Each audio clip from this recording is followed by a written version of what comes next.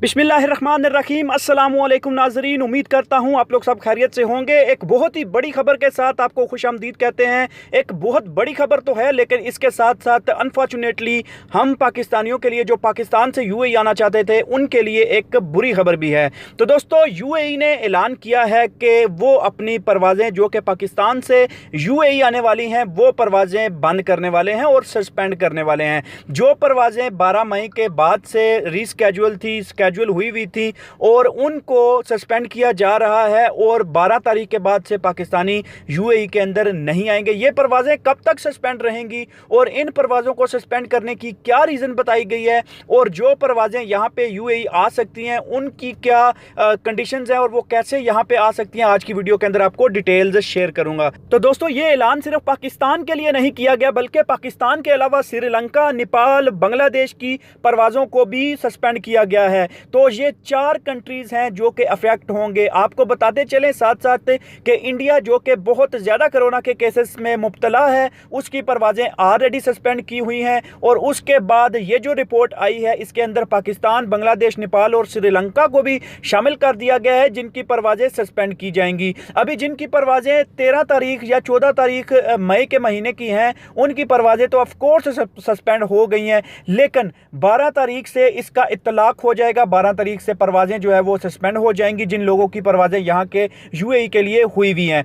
तो आपको ये चीज़ बावर करवाते चलें कि ये परवाज़ें बंद करने की मकसद क्या है। ये मकसद सिर्फ यही है, कोरोना की जो थर्ड वेव आई है, इसके स्प्रेड को रोकने के लिए और इससे अपने शहरियों को महफूज रखने के लिए और अपने मुल्क को महफूज रखने के लिए ये फैसला किया गया है।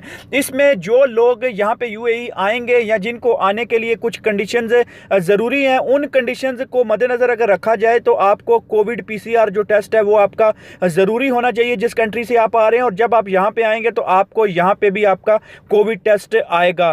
तो ये चीज़ें आपने अपने माइंड में रखनी है। और सस्पेंशन जो आपको मैं बताता चलूँ, जो यूएई की सस्पेंशन है वो effective from 11:59 PM on Wednesday 12 मई। 12 मई की रात 11:59 पे ये जो सस्पेंशन है वो इफेक्टिव हो जाएगी, और उसको बहुत ही इंपॉर्टेंट अहमियत हासिल है। इस टाइम के बाद वो परवाज़ें मनसूख हो जाएंगी, सस्पेंड हो जाएंगी। लेकिन इसका ये कब तक परवाज़ें जो है वो सस्पेंड रहेंगी और दोबारा कब खुलेंगी, इसका कोई ऐलान नहीं किया गया है। जैसे ही कोई ऐलान होगा आपके साथ इसको ज़रूर शेयर करेंगे। लेकिन आपने अगर टिकट्स करवाए हुए हैं, अगर आपकी टिकट्स 14 मई की है, 15 की है, 16 की है, तो आप ऐसा कर सकते हैं, अपनी एयरलाइन जो मुतल्लिका एयरलाइन है, आप उससे कॉन्टेक्ट करके अपनी टिकट्स के हवाले से डिटेल्स जान सकते हैं कि आपकी जो परवाज़ें लगी हुई थी उन परवाज़ों को बाकायदा तौर पे चलाया जाएगा या उनको सस्पेंड किया जाएगा। क्योंकि ये न्यूज़ अभी यूएई अथॉरिटीज़ की तरफ से आ चुकी है, और आप इस न्यूज़ को लेके आप उन